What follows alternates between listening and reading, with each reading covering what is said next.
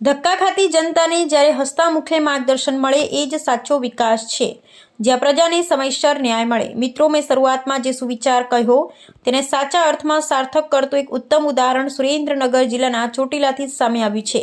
સામાન્ય રીતે સરકારી કચેરીઓના ધક્કા ખાવા એ સામાન્ય માણસ માટે માથાના દુખાવા સમાન હોય છે, પરંતુ ચોટીલાના નાયબ કલેક્ટરે એક એવી પહેલ કરી છે જેણે લોકોના ચહેરા પર સ્મિત લાવી દીધું છે।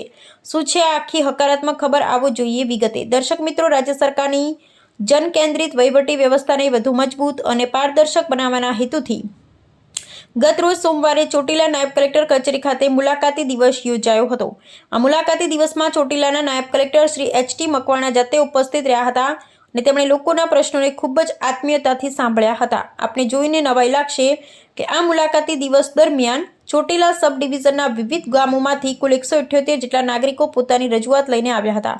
લોકોના મુખ્ય પ્રશ્નોની વાત કરીએ તો તેમાં જમીન વિવાદ અને ખેતરની હદની તકરાર, બાઉન્ડ્રી ડિસ્પ્યુટ, જમીન પચાવી પાડવા અંગેની અને દબાણની ફરિયાદો, પબ્લિક ન્યુસન્સ અને વાડીના રસ્તા બંધ હોવાના પ્રશ્નો, સામાજિક સુરક્ષા યોજનાઓ અને મહેસૂલી બાબતોનો સમાવેશ થતો હતો। સૌથી સરાહનીય બાબત એ રહી કે નાયબ કલેક્ટર શ્રી મકવાણાએ કેટલીક અરજીઓનો તો સ્થળ પર જ નિકાલ લાવી દીધો હતો, જ્યારે અન્ય અરજીઓ માટે અરજદારોને સાચું માર્ગદર્શન પૂરું પાડ્યું હતું અને બાકીની અરજીઓના ઝડપી ઉકેલ માટે સંબંધિત વિભાગના અધિકારીઓને કડક સૂચનાઓ આપી હતી।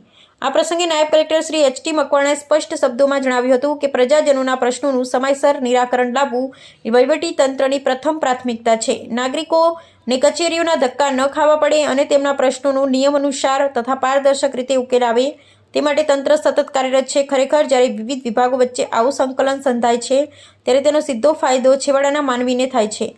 તો દર્શક મિત્રો, સરકારી તંત્રની આ પોઝિટિવ અને ઝડપી કામગીરી વિશે તમારું શું મંતવ્ય છે? શું દરેક તાલુકા અને જિલ્લામાં અધિકારીઓએ આ રીતે લોકોની વચ્ચે રહીને કામ કરવું જોઈએ? તમારો વિચાર અમને નીચે કોમેન્ટ બોક્સમાં જરૂરથી જણાવશો। અહેવાલ ફારૂક બિલખિયા, અમરેલી।